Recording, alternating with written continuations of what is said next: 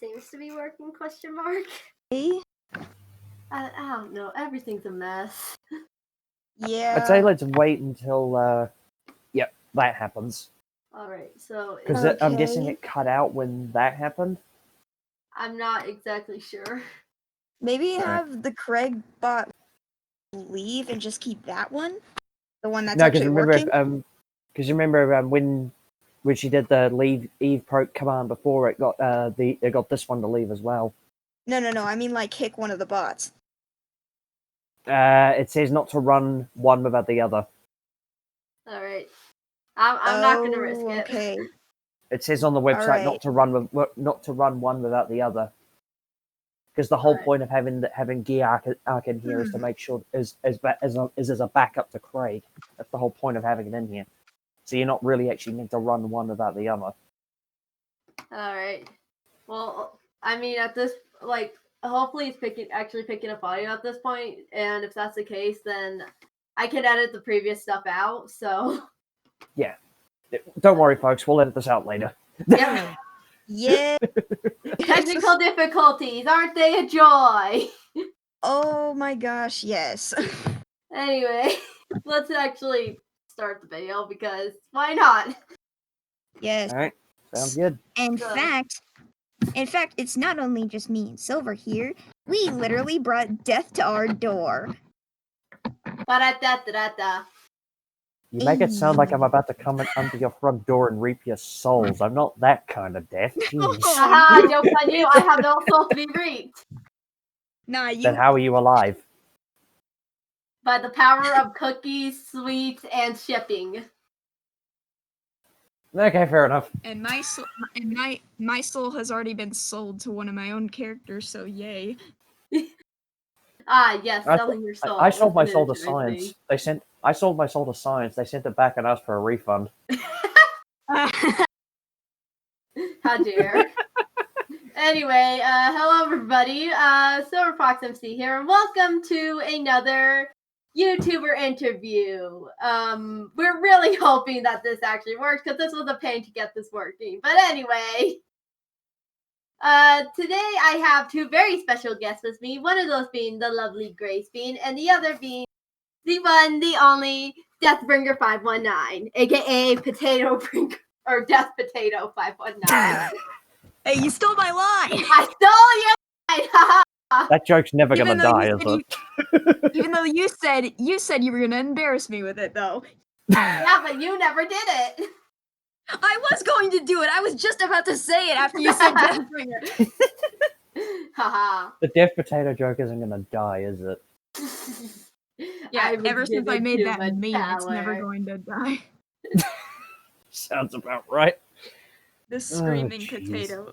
The potato screaming internally. Well, Oh, that's about how I felt with the last Doom Eternal stream I did. But anyway, Oh boy, that was a thing. I'm actually probably going to delete those ones off my channel because of just how shoddy the quality was on them. It was a mess. Life at times of a streamer emo trying to stream in down out of the seemed of nowhere. The Doom just does not seem to like it when you stream it. No, it really doesn't. I swear it does it just to piss me off. I believe it.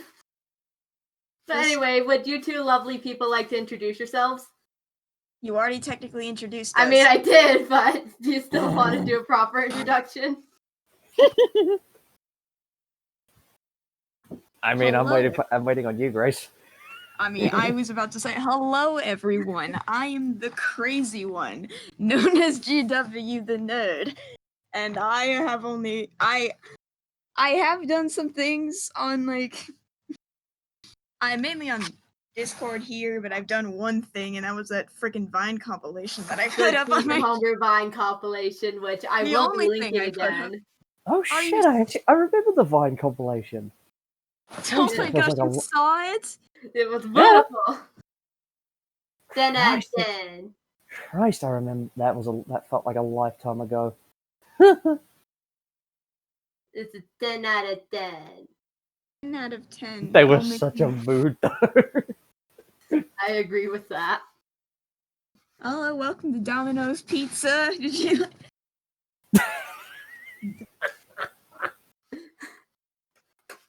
Domino versus Pizza, who shall finally win?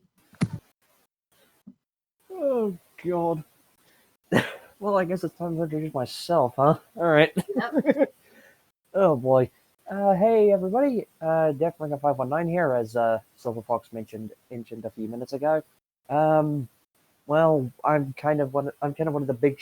Well, I wouldn't say big shot, but I'm one of the main people on the Colomix Studios. Basically, I am the voice actor. I am also kind of a hobbyist writer. I actually haven't done it in a while. I really need to get back into that.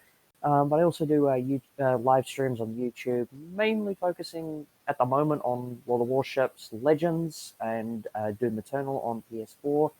Although I do plan on actually doing some chill out streams for No Man's Sky as kind of like a filler thing in between. So look forward to that soon. Shameless plugging done. I did. I will be making sure to link the channel. All right. Because yes, it's I will amazing. Anne's send lovely you. poo. Yes.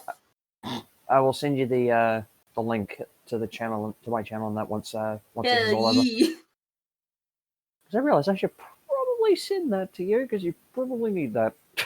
I don't know. Maybe. I don't know anything at this point.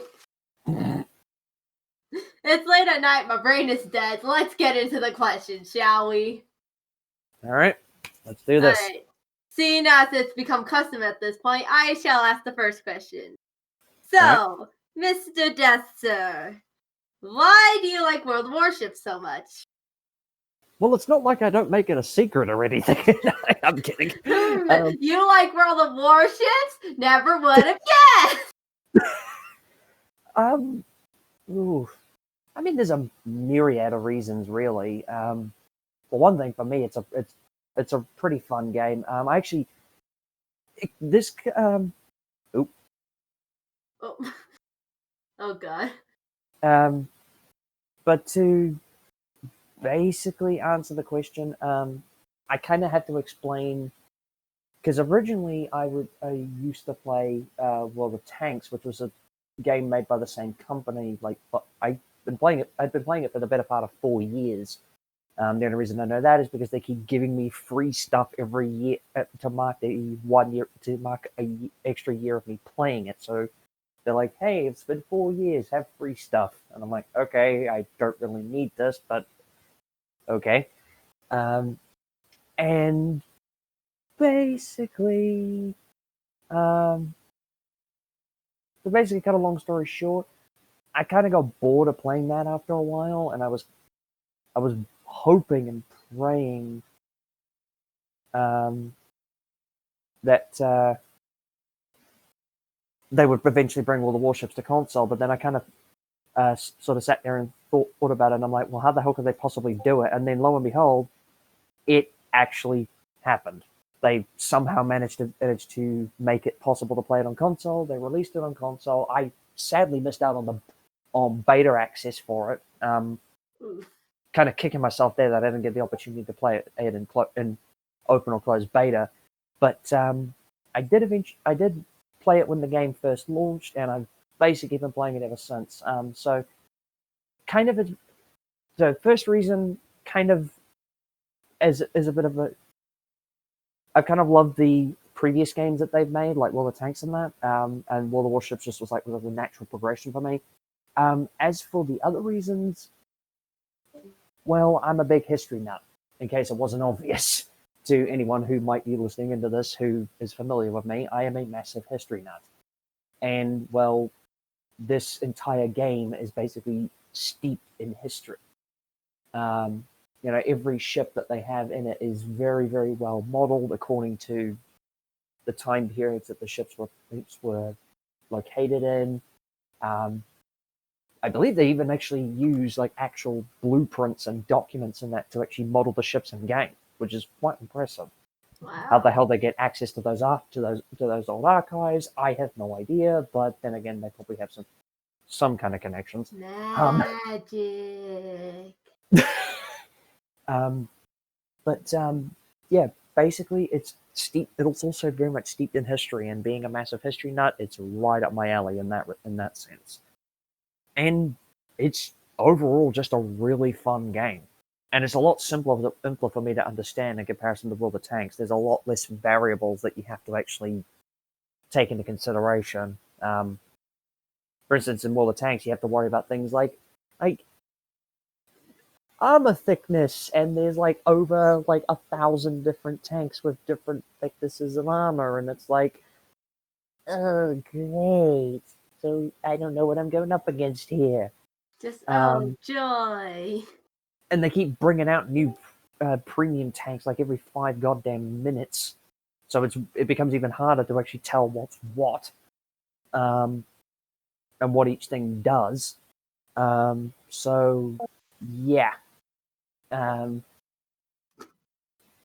it's and whereas in World of Warships they're kind of constrained a little bit by the fact that, well, a ship is a much bigger thing than a tank, and it's a lot simpler to actually model the armor and everything and how they all perform, in comparison to, say, modeling a tank.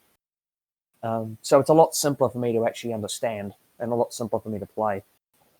Doesn't mean I'm any good at it, but you know. I can promise you you're better than I am. Then again, that doesn't take much since I've never played it. Also, Grace, I almost stole your bit.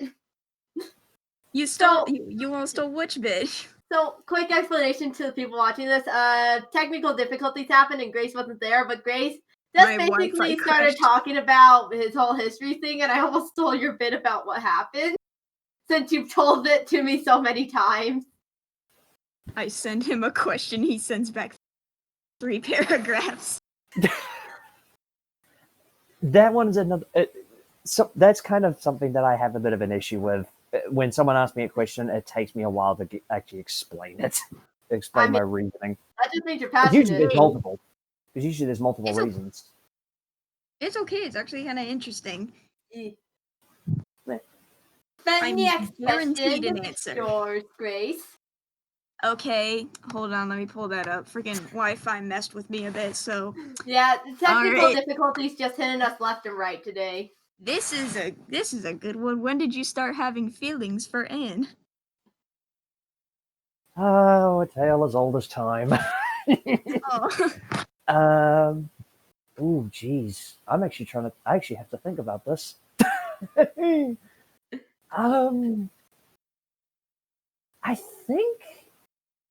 think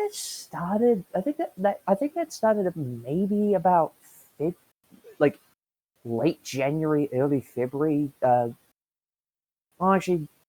Late January, early February 2019. But I didn't really do anything about it because a lot of the time Anne was still with somebody else. Not going to name names or anything because that's not exactly professional. But Anne was still with someone at that point. Plus, I think she's mentioned that in the past anyway. So, yeah. But it's not important to this particular call. Yeah. She was still with someone at that point in time, and I was just like, okay. I was quite content to just sort of just be friends, honestly, because I mean, in terms of the friendship that we had beforehand, her and I got along like a freaking house on fire, which was quite impressive considering that I'd only just met her back in freaking, the first time I'd ever spoken to her in a call was in, I think Halloween in 2018. So by that stage, we were already getting along like a bloody house on fire. So about February, early January, or late January, early February, but then, and there still is a kind of a bit of a touchy subject, so I'm not really going to go into detail about it. But then again, some of the people who I'm quite close with on Discord probably know exactly what I'm going to be referring to when I mention this. March 15th, 2019 happened. I won't go into specifics on the call here in this interview because it's not important, and it's it's not that it's not important. It's not that it's not what important. I mean is it's more like it's personal stuff that others don't need to know about. Yeah. suffice it to say, like that particular day, Anne along with a few others were very much there to keep my head on my shoulders, to put it lightly. And after that, I kind of thought about it a bit more and realized, oh, I might actually have feelings for her. Oh my god, this might actually be genuine. And of course, at that point, she was still with somebody else. And then, not even like maybe a week or two later, the person that she was with and herself, they went their separate ways. Like they broke up and then, and I'm like, oh, okay. Like, and I at the time didn't really. I was like, oh, okay, bit weird, but okay. And I kind of thought about actually telling her about how I felt, but I'm like, no, that's not exactly appropriate. Wrong time. So I thought, I'll give it about a month or so. I'll wait, and then I'll tell her. Fast forward to about April 24th. I think I'm sure she'll correct. I'm sure Anne will correct me if she's watching this. I'm sure she'll correct me in the comments. But I believe it was about April 24th. corrections. Yeah, about April 24th. She pulls me into a call and basically drops the news. It drops the big fucking bomb, and I'm like, and I literally like, oh, okay. So if I actually say the same thing, it is then I'll know that she's reciprocated the feelings. So I eventually was like, well, okay. It's good to know that I feel that it's good to know that you feel the same way, and the rest is history. Now we just gotta admire every time that one use just does the high pitched sweetie anytime one of you like I said in that one appreciation video, every time I hear one of you guys say that, a sliver, like a tiny sliver of my hope for humanity is restored. It's adorable. Like just yesterday when you said that when Anne hopped into the call, I was just like, yay, he said it. just yay! Happy squeeze. That's basically become I swear that's basically become a ritual between the two of us. It's become like tradition, at this point. No matter who's doing it, it's adorable, and I love it. Started doing it, and now you say it every time. Basically, that's basically what happened.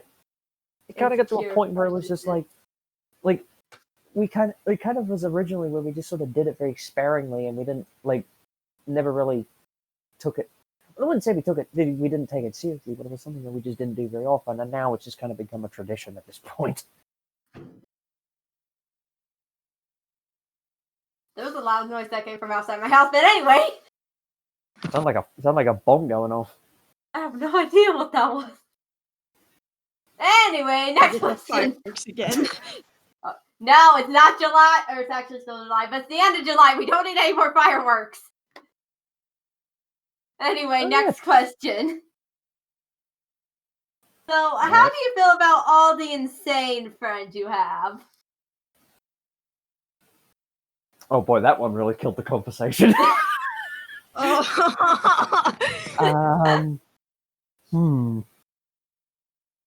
might actually have to think about this.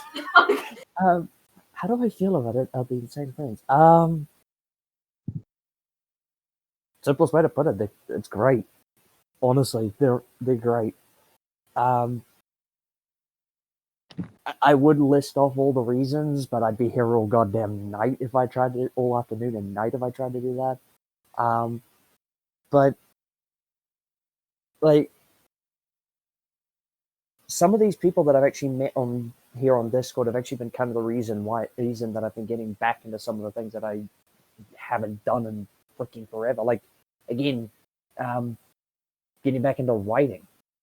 Because before I met everybody on Discord, the last time I actually did any sort of creative writing project was back in high school. And I never really picked it up again because it was just something that I just kind of lost interest in for a long time. But then I met some of the guys here on Discord, and they showed me some of the stuff they'd written in the past, and I'm like, well, okay, I might as well get back into writing myself, and then it's kind of snowballed from there. But they've, and also, some of them have inspired me to try, and again, it's very amateurish, things like voice acting. I'm not considering it as a career. Definitely going to be just a hobby, but I'll try it every now and again. But yeah, no, these guys are great. Again, if I was to list all the reasons, I would be here all day and night, and I'd probably run the recording time well past its past the time. Record up to 6 hours, so You know how long I can talk. I could probably run the whole 6 hours if I listed off all the reasons. just death is not a Oh, yeah. challenge. Be a heck of a freaking YouTube export, though. Yeah. Would that even be possible? That's the question. Like, would you even be able to export that at all?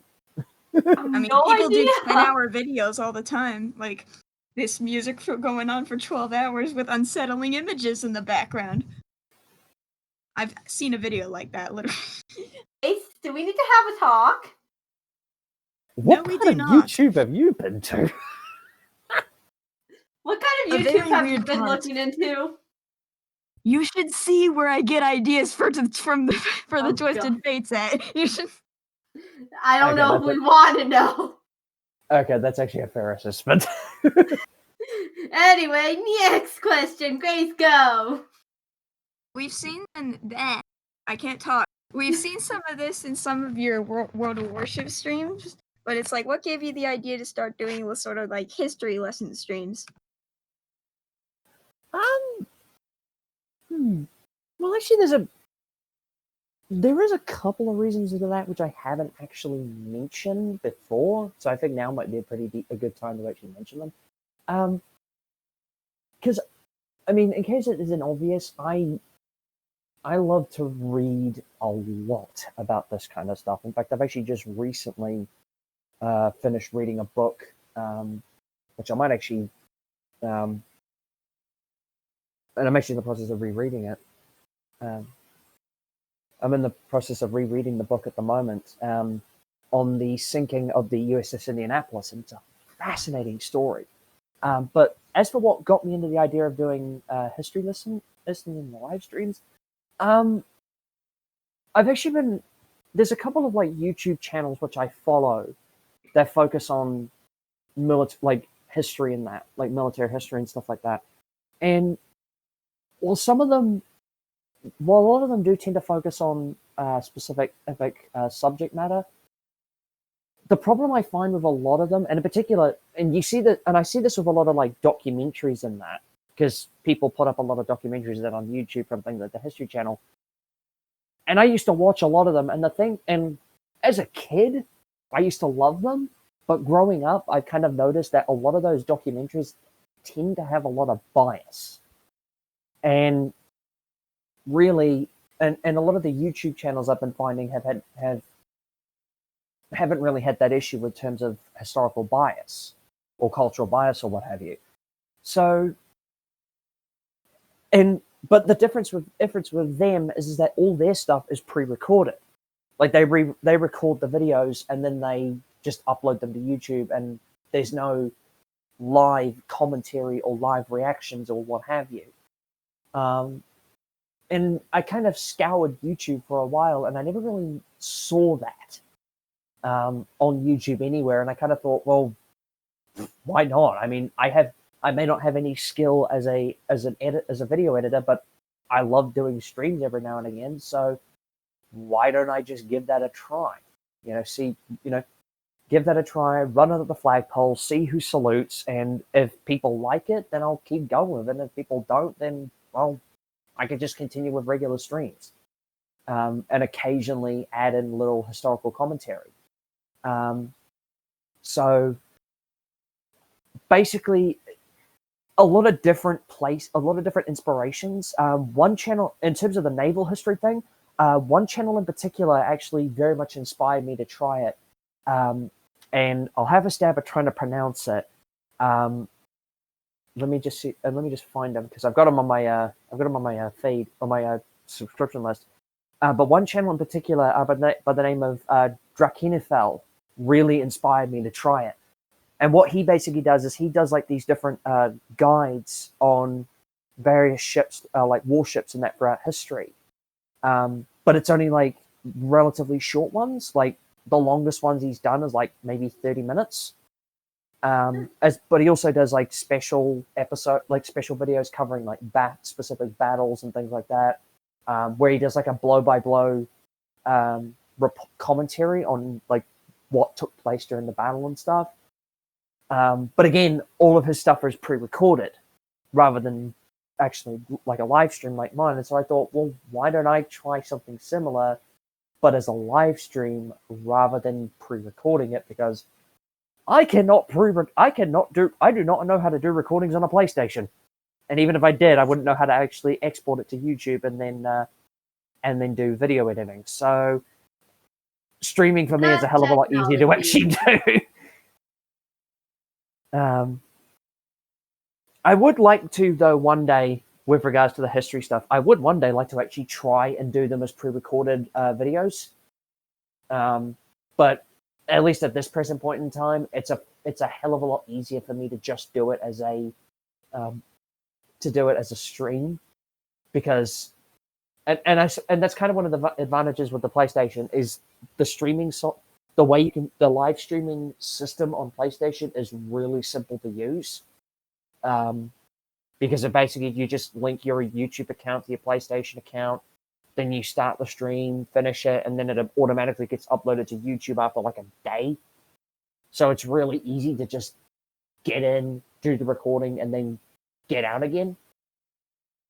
Whereas with the video, with actually doing this a proper video, I'd have to sit there for God knows how long trying to actually, edit the bloody thing. Yes, editing. I totally don't know that pain. What are you talking about? I mean, I almost actually at one point considered. Sorry, I was just going to quickly add. I almost actually considered doing it as recording it through Audacity and then uploading the raw audio to a video. But then I realized I don't know how to do that. And I don't know how to use like XSplit or OBS. Anne is definitely more of a whiz at that than I will ever be. So basically, it's just like, well, I can either work with a software that I have no goddamn idea how to actually use, or I can go for the easy option and go for something that I'm actually familiar with. I think I'm going to go for option B. Just like, which one seems like the better choice? Yeah, it's like that meme with the guy who's at the two buttons and like sweating it profusely, not sure which button to press. Except in that instance, for me, it would just be, I'm pressing the second button. Fuck it. It's like there is actually a meme template for that, where it's like one button was colored blue, and then there's a picture of someone slapping the blue button. Yeah, that would be me. Yeah. I'm sorry. Anytime you say like the guy fighting with the double button. Oh, sorry. Go ahead, Grace. But as for editing, I'm actually trying to learn how to use more video editing software. I recently got Premiere like last month, and I'm trying to figure out how to use that. So yeah, I edit everything in a free program because that's all I can get. See, I've tried to use XSplit in the past. I actually tried using XSplit at one point for PC live streams, because I've wanted to do live streams for some of the games that I have on Steam, like Dawn of War, for instance, or Age of Empires. But the problem is that I tried to do it with Dawn of War, and it works. But if I'm in a Discord call with others, it doesn't record their audio; it just records mine. Oof. So, and I don't know how to actually get it to record other people's audio. So it's literally a case of, yeah, sure, I can have it recording my own audio, but if I'm talking to other people in the Discord call, nobody else can hear them but me. So it will literally be sounding like I'm talking to myself the whole time, but it's like, no, I'm actually talking to like 3 other fucking people in the call. I swear I'm not going insane. Yeah, exactly. It's like, I swear I'm not going more insane than I already am. Honest. There's people here, I swear. So it was kind of like, well, this is a complete bust.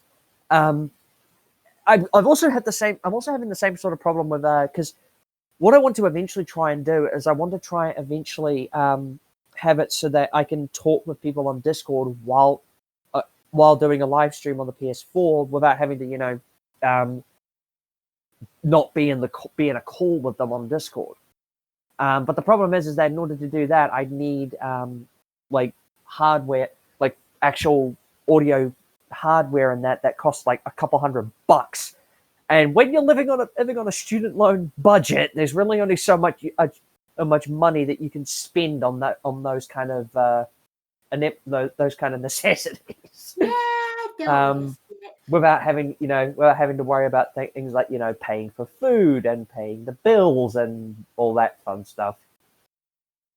I swear when I'm done with university, I'll be glad to be rid of that. But then again, I still have to pay my student loan off. So yay! I can sense the pain. And once you're done with that, I can finally send you that Animal Crossing meme where it's like, I just paid off my student loan debt. Grace, are you That'll gonna be me. message him like one day saying, "Hey, did you get rid of your student loan yet? Yeah, here, have a meme." Yes. Oh, you're gonna have to be waiting at least a few years for that one. I have it saved in my photos. I'm ready. You dare challenge her with memes? Yes, I do in this instance because I've got something like a $40-something thousand student loan sitting over my fucking head. I'm gonna be paying that off for a fucking lifetime. Yes, the pains of being an adult. Still be here.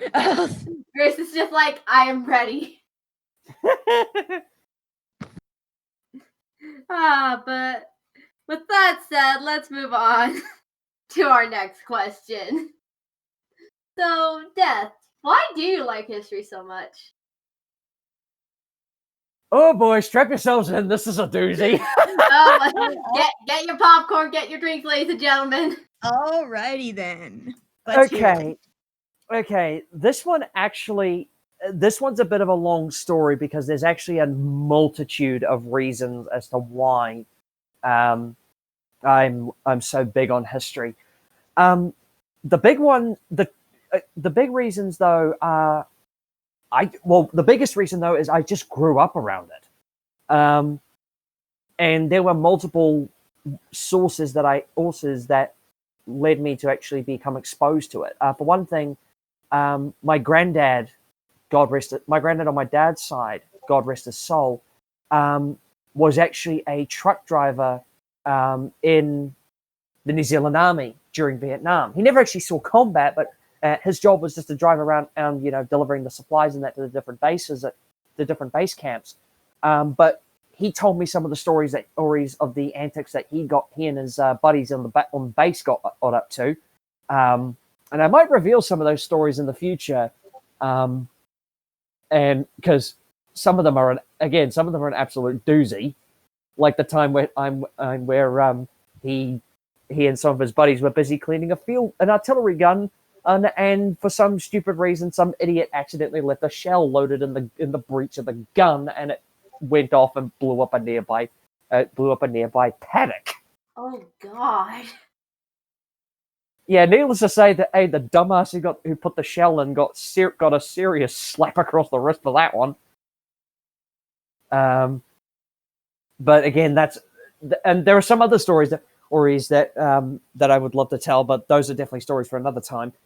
But yeah, my granddad was truck driver in the New Zealand Army, and so he told me some of the stories that of the antics he got involved in. And also my dad was a big influence in that sense as well, because one, he introduced me to a lot of books and that on various subjects in history. We used to watch a lot of documentaries and war films together. Films like Saving Private Ryan and Enemy at the Gates really stick out to me. But there was also that. He also introduced me to a lot of games based around history, such as the Medal of Honor series. I will never forget the first time I ever played Medal of Honor Allied Assault on the PC. That is a memory that will always stick with me. So there was that, and probably the other one, which again is kind of tied with my dad, is actually where I'm working now as a part-time job. Because my dad used to take me on the weekends to a place here in New Zealand referred to as the Museum of Transport and Technology, or MOTAT for short. Which, I mean, it's a fantastic place. It's basically, to give people an idea, it's basically broken up into two sections. You have the actual science and technology side of it, which is what a lot of people refer to as the main site. And then just down the road from that, you have the aviation display hall, and that is just filled with aircraft from military aircraft like the Lancaster bombers, fighter aircraft and stuff like that, to civilian aircraft as well, which have fascinating stories behind them. Which a lot of those stories I've actually learned as a consequence of actually working there. Like some of the stories that are always attached to some of the aircraft that we have there are just absolutely fascinating. And my dad used to take me there on the weekends and that all the time, particularly to the live days. That they used to do, where they basically bring everything out. Like they'd have the military vehicle rides going.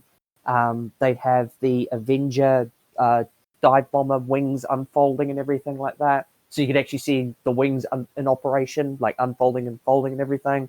They'd have the horse carriage rides at the main site, which was a lot of fun. And when I said horse carriage rides, I'm talking like an old 19th century horse carriage, that sort of horse carriage ride. And all sorts of other stuff as well. And again, a couple of years ago, I actually started working over the aviation hall as a volunteer, and then I started working over at the main site as a paid host as well. So I'm basically working my dream job at the moment. Nice. And well, again, like I mentioned before with the previous question, I read a lot about this stuff.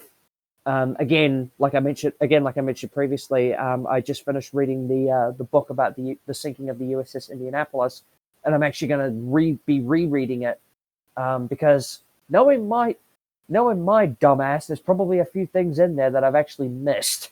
So I'm going to actually read back through it again and see what other information I potentially missed for the first read, because there is a lot of stuff in there. So there is a multitude of sources that kind of led me to that. And again, like I mentioned, some of the video games that I played as a kid very much exposed me to history in different ways. And they say playing a game shouldn't be how you learn about your history, but it does prompt you to go and look in greater detail about some of the more crazy stories in history. For instance, and I'm sure that this is the same for anyone who's played for anyone who may potentially watch this, who's familiar with World of Tanks. I'm sure most people, except for the diehard tankies out there, most people who played World of Tanks have probably never ever heard of the Tolk 2 until they started playing it. And most people's reaction upon seeing that thing for the first time, and I had the same reaction as well, is to stop, point, and ask, what the hell is that thing? And the first time I ever saw this thing, I literally actually had to look it up. I had to look it up online on Google to actually see if the thing was real. Because I literally stood there staring at it, and I thought, there's no way in hell this thing actually existed. And not only did it exist, somebody actually built it. Wow. And there's still a surviving example in the Bovington Tank Museum in London. Yes, this thing still exists. And I'm just like, what? Like, are you kidding me? This is actually a thing, and we can actually go and see it. What the fuck? So, like, that's very much a somewhat long-winded explanation as to why I love history so much. A lot of different sources, a lot of different influences throughout my life. And that's the thing. This hasn't been something that's just happened spontaneously.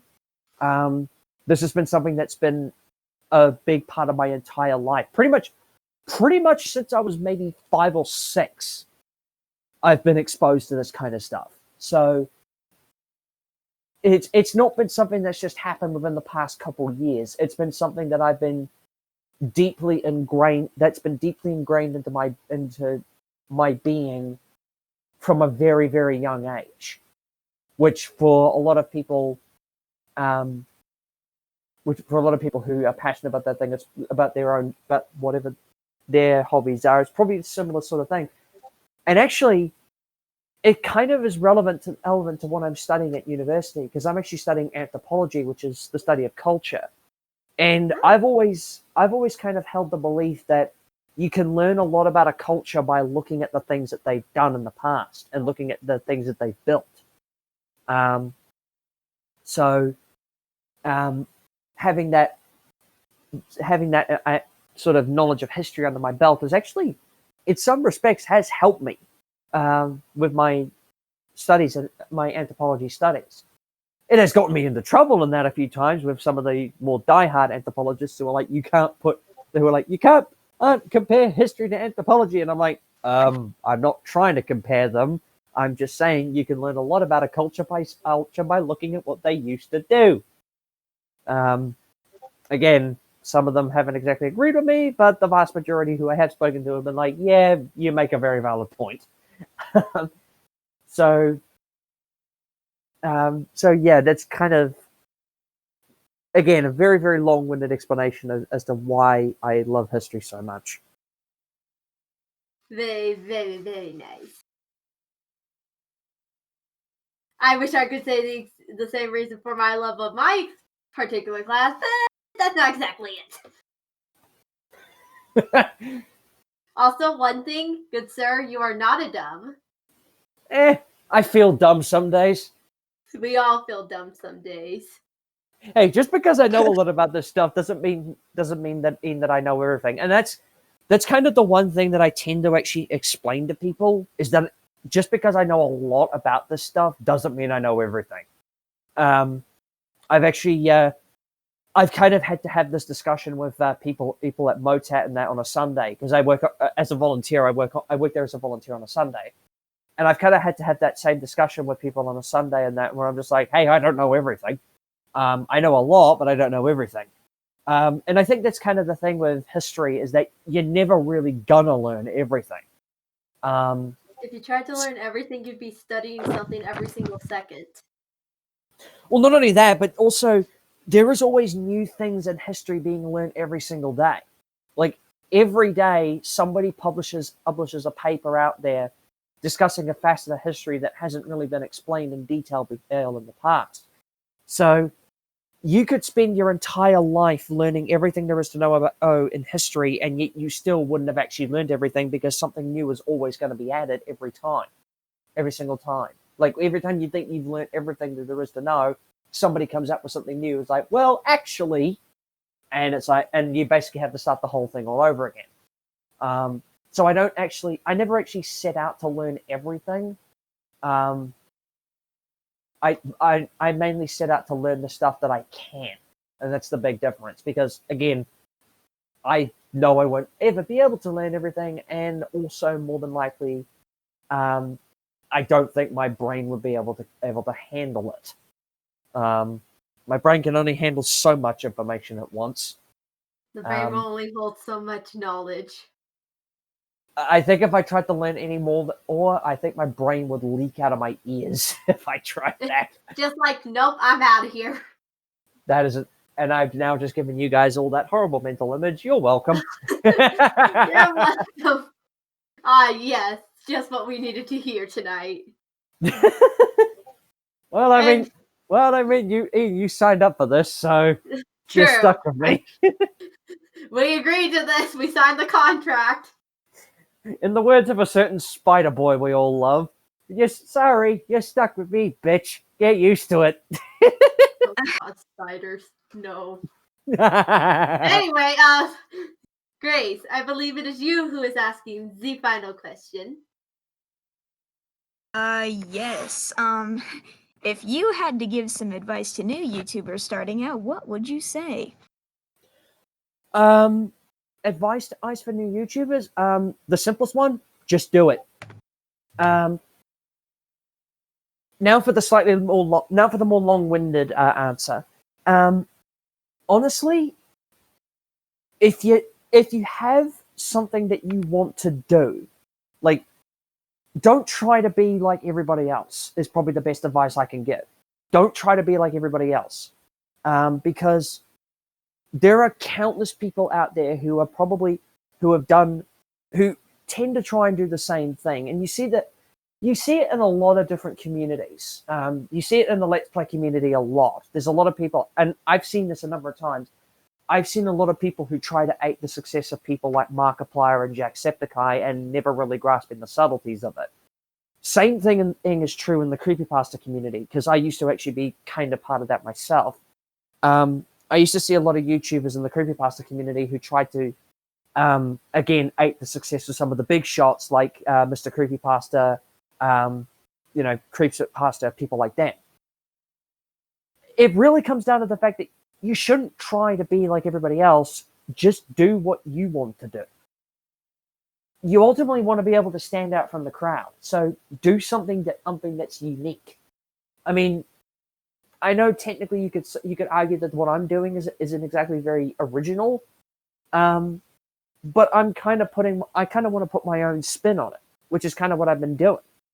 Rather, like, again, instead of doing just pre-recorded history lessons, I'm doing them as live streams where people can actually, actively ask me questions about specific subjects, which is something that I think, and again, I think the only real example that I've found of somebody doing that is occasionally when the individual I mentioned earlier, Drakenafel, when he occasionally does live streams. And again, he does live streams very, very rarely. So often most of his history stuff is all pre-recorded. So again, like, I'm doing it in a way where people can actually interact with me and ask me questions, be like, hey, what does this mean? Or, hey, what happened here? Or da-da-da-da-da. But at the end of the day, it all comes down to you want to try and be unique. And also, don't be discouraged if you don't get a lot of views on your videos. At the end of the day, if you're putting out content that you're proud of, and people can see that, the views will come in over time. It might take a while, and because success doesn't happen overnight. And that's another big piece of advice that I would give to anybody starting out. Success doesn't happen overnight. Don't get discouraged if you don't get, say, 100 or 1,000 subscribers within the first few days of you uploading videos on YouTube. It just doesn't happen. I mean, I've had a YouTube channel for the better part of maybe 4 years or so. Actually, maybe a bit longer. Now that I'm thinking about it. But I've had a YouTube channel for quite a while now, and I'm only just now at three away from hitting 100 subscribers. And do I care? No, I really couldn't care less. I don't care if I have 100 subscribers, 1,000, or hell, even 1,000,000.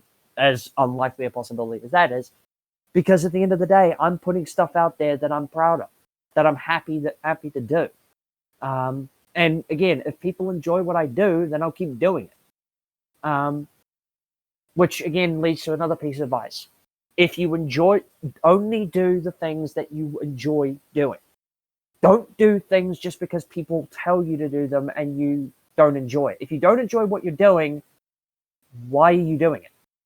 Because at the end of the day, you're not going to be putting in your best effort. Do the stuff that you love doing and do it well. rather than doing the stuff that you don't like doing and just doing it half-assed.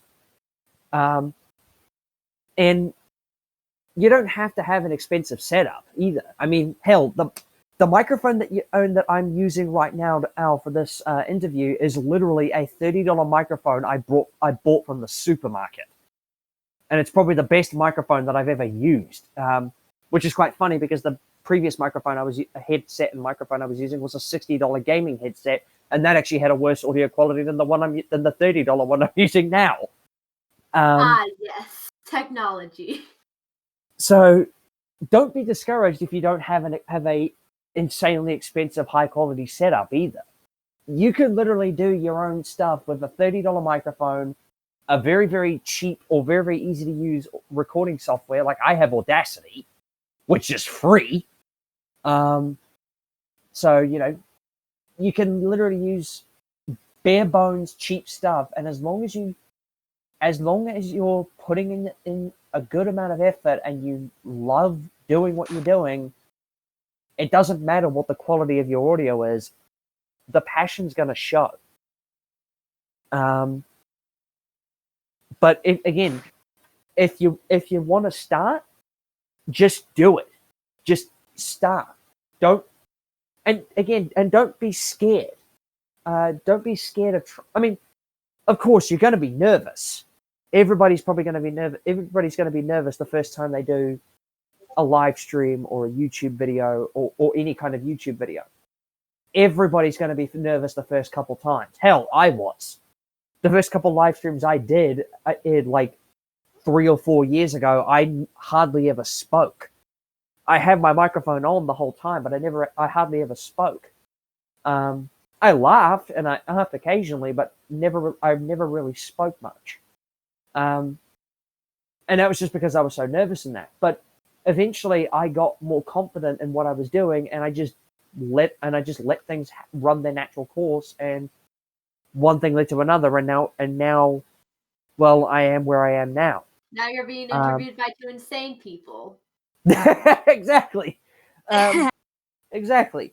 But yeah, just overall, don't be discouraged. You don't want to be. Don't be discouraged if you don't do well. Don't worry about not having a really high quality audio equipment or software or hardware or what have you. Don't be discouraged if you don't get immediate success, because again, success doesn't happen overnight. It does take time, and just do it. Just do it. Have fun with it, and just go wild. And just be as unique as you can. That's not to say you shouldn't do anything like what other people do, because obviously, if other people have done it, it clearly is a formula that works. So don't hesitate to take inspiration from things that some people do. But there's very much a difference between taking inspiration and just straight ripping people off. And you've got to really be mindful of the difference. Because, like I mentioned previously with regards to the Let's Play community and the creepypasta community, I have seen a lot of people that take inspiration from some of the big shots in those communities, and then I've very clearly seen people who it's very obvious that they've just ripped them straight off. And then there are the people who completely steal content, which is their total issue.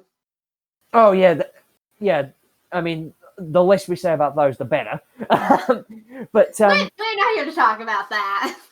Yeah, but yeah, you need to really be mindful of the difference between taking inspiration and just ripping people off. There's nothing wrong with being inspired by people. There's absolutely nothing wrong with it, because at the end of the day, everybody is inspired by someone. That's just a fact. Everyone is inspired by somebody. I mean, hell, like I mentioned earlier, when it comes to doing the history live streams, I was very much inspired by people like Drakinifa, and probably one of my other favorite YouTubers, and you guys are going to probably get a bit of a chuckle out of his name, the Mighty Jingles. Nice. And those two were my big inspirations when it came to doing history live streams because Jingles does a lot of history stuff in his videos. But I take inspiration. I don't rip them off because at the end of the day, I don't have the capability to rip them off, and two, I wouldn't want to. So that's probably my best advice that I can give everybody. Just be unique, do your own thing, be unique. Don't worry about if you don't get success overnight. Do what you love, not what you're told. And be inspired, but don't rip people off. 10 out of 10 advice. Would recommend. Yeah. I don't think we can end on a better note than that, really. That was beautiful. With that said, thank you, Death over here, for agreeing to be part of this insanity. Oh, no. Thank you. Thank you for actually having me. This was actually a lot of fun for me to do because this is the first time I've ever actually been interviewed by someone. And I'm not going to lie, I was kind of sitting here waiting for the time, like as I was doing some jobs around the house, I was like sitting here waiting for the time to tick down, and I'm like, where does it starting? Like, is it time yet? We're totally not counting down the hours today. No, what are you talking about? You're being interviewed by children. Being interviewed by the insane tiny ones. We're tiny children. The one who Hear turns us. people into sprites and the one who does analysis on D&D. The one who does the random analysis that make no sense, but whatever, they're here now. And then let's not forget the one who decided to turn me into a fucking potato. I regret nothing. And then I No, I turned know you you don't. That's the problem. And then I turned you into a meme, and then we added hands to the potato. And then we gave you Yeah, I hands still and don't know. I'm not gonna lie. I controller. still don't know how to feel about the hands. I still don't know how to feel about the potato hands. You have nubs. Tiny stubby hands. You have nubs for hands. Oh, Jesus Christ. But with all that said and done, thank you, Death, for being here to be interviewed. Thank you, Grace, for being my co-star and joining me for this madness. And thank you to the bot for finally deciding to work. I knew that was coming in somewhere. Technology, use a ladies and backup gentlemen.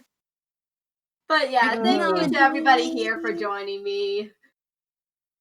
I'm sorry, I want to quote a Vine real quick. Is it any wonder that people are afraid of technology? Technology! Yes, pretty much.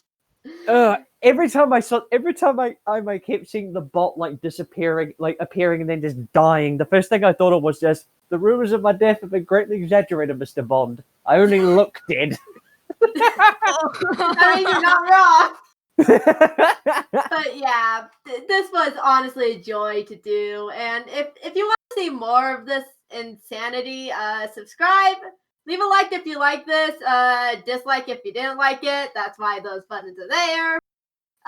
Leave a comment if you think there's another person I should interview, or if anybody who's watching this is somebody that I do know who would like an interview, because these are actually a lot of fun to do. And yeah, thank you all for watching. Again, thank you to Death and Grace for being here for this insanity. And just be sure to wear your mask, social distance, wash your hands, eat healthy food, all that fun stuff to keep your family and yourself safe. With that being said, I will see you all next video. Bye! Bye-bye, everybody! Bye!